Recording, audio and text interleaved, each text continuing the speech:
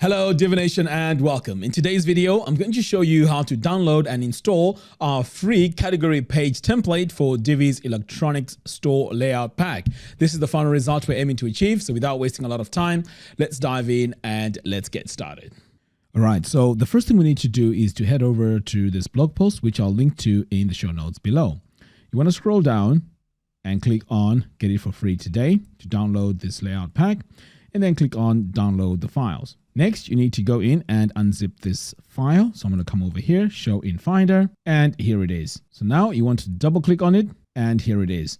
Next, we need to go into this folder because this is where the file is going to be located, and it's a .json file.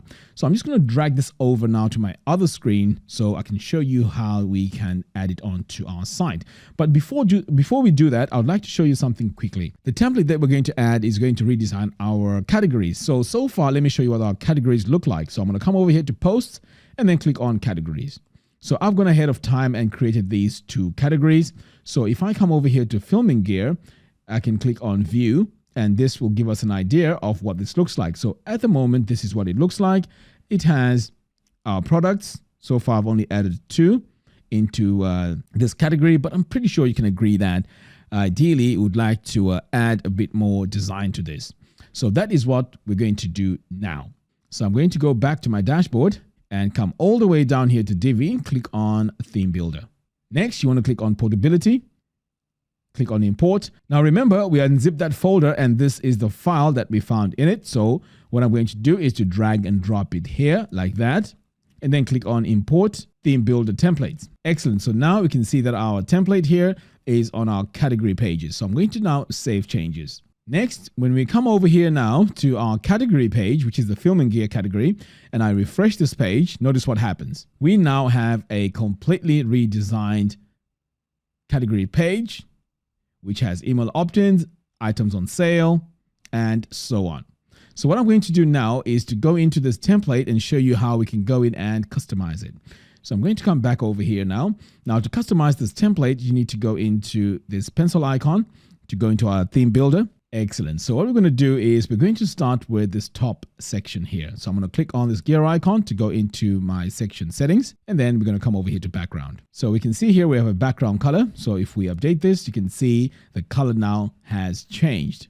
So we're just going to undo that. And then next, we can see we have this line that goes across like that. So that line can be found by coming over here to Design and Dividers. So this is the style. So the color that is here can be affected or can be changed by coming over here to this eyedropper tool, and then we can just update it like that. So we can add any color that we want right there at the top just by changing your colors here. But we're not going to do that. So pretty much that is all there is to that top part and how we can redesign it. Next, let's take a look here at this title. So this title here, we're going to go into our module settings. This is our text settings. And this is our dynamic text, which is our post or archive title. So this is going to be updated based on the archive that we're in. So we're going to see that title here dynamically. Now, if we want to go in and customize this text, just click on this paintbrush tool. This will take you now to our design settings and straight into our heading 1. So as you can see here, we have Montserrat as our font. So we can change this to, whatever font we want to use. So further down here, we can also change our heading color. So we can choose that. So it just depends what color we need to use for our headings. Okay. Next, we can also play around with the sizes here. So I can make it smaller or even way bigger. Okay. It's just up to you how you're going to have this. Okay. So I'm just going to close out of here, move on to the next part, which is this row. So I'm going to click here on this row settings because our next setting here is going to be in the background. So you can see here, there's a few things happening. We have our main background color here. We also have our gradient, and we also have an image. So that is the image that we're seeing here in the background. So we can change this to whatever image we want. So let's say you have a separate image that you would like to add there. I can just delete this one. Click on this plus button, and this now is going to take us to our media library. So this is where we can add another image that works for our design. So let's say I'm just going to add this here, upload an image. That is the image now that gets added onto the background like that. But of course, we're not going to do that. So we're just going to delete that. And then over here, if you want to change, your colors, you can just update them by coming over here. So now you can see that when I add my image here, so let's go with, let's say this one here, for example. This is the gradient that we can see over here. So let's say I get rid of the gradient. Now everything is all bright. So that is how the gradient is affecting this background image. All right, so I'm just going to close out of here because that is how we update that. Next, let's take a look here now at this slider. I'm going to go into my settings here. So this is the post slider. So we can set how many posts we want to have here. So in my design here, I only have 2 posts. So if I scroll, you can see there's Hello World, and then the other one is Lorem Ipsum. So these are the 2 posts that I have on my site. So you can specify how many you want to have here.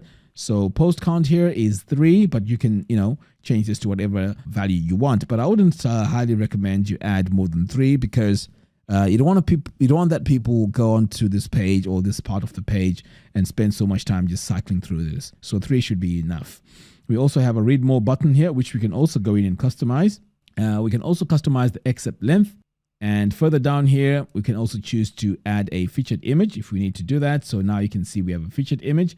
And also we have the text above the featured image. Now over here, we can also choose how we want the image to appear. So there's background, left, right, top, and bottom. So let's do left. And you can see now our image here is on the left. And over here now is where we have our text. So that is how it works. Now, let's say we need to go in and customize our text. To do that, you just want to click here on these paintbrush icons. Now this is going to take us straight to our fonts, and this I can see here is heading 2. We can change our fonts to whatever font we want here, and also we can change the colors. So you can see as I'm updating this, it's updating the colors. We can also do the same with the accept text. We can go in here, change this to say Montserrat, and now that has been updated, we can also make this bold or semi-bold. We can change the color. So you can see this can be highly customizable. So the next step now is to go to our button, which we can customize by coming over here to this paintbrush icon. And we can also change the button background color just by doing that. So this is how you match your colors on your site by going in and customizing all these areas. All right, so the next step now is to head over here to our row settings again, because this is where we're going to customize the background colors. So let's start with the first column. So I'm going to click on this gear icon, go to my background, and you can see I can change my column colors just like that.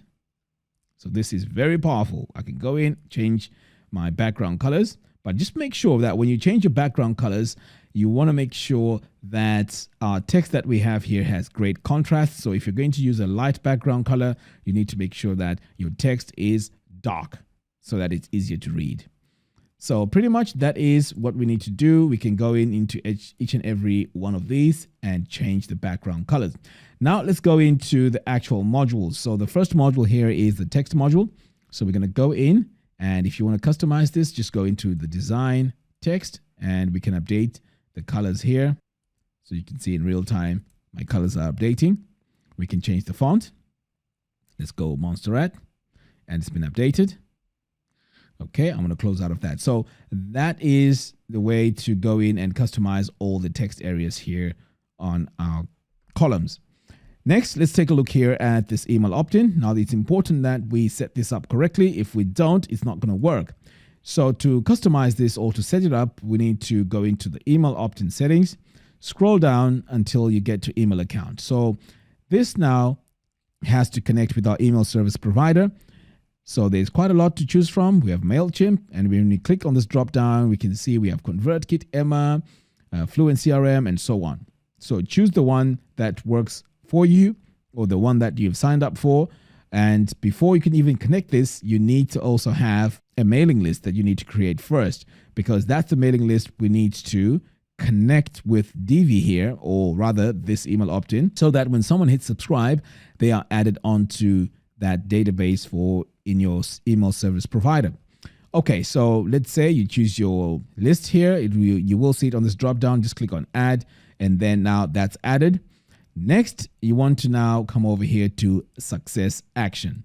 So this is the message that you add here when someone hits subscribe. Enter their email address and subscribe.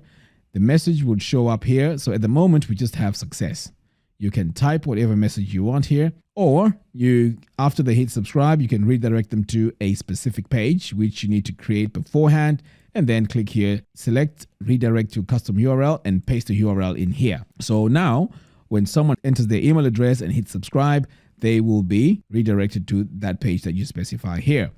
Now there's also further customizations that we can do, and that is to change our button design. So immediately here we can just go in and change our button background color. You can see there it's updated. It's great. And if you need to change the font, you can just go further down here, go to default font, and change this to whatever font you want. So pretty much that is how we connect this. Now this is our newsletter. It's the same settings as the settings over here. And then further down here, all we have are images. All right, so next we can also see that we have this email opt-in. It's customized the same way as I explained over here on the top. It's still the same item. And then we also have images here. So I'm going to come into my image settings, and this is how this image was added. If you want to add your own image, you can just click here, choose your own image, upload image, and you can see now that has been updated. The same applies over here. This is just an image, and this is the end of our customizations for our category page. So once you're happy with that, just save all changes. And in my case, I'm just going to say discard, and then this is what it looks like. So there you have it. Thank you all for watching. If you like this video, please give me a thumbs up, and do follow us on our social media platforms. By doing so, you'll be notified every time we release new tutorials. Until next time, thanks for watching, and I'll see you in the next video. Take care.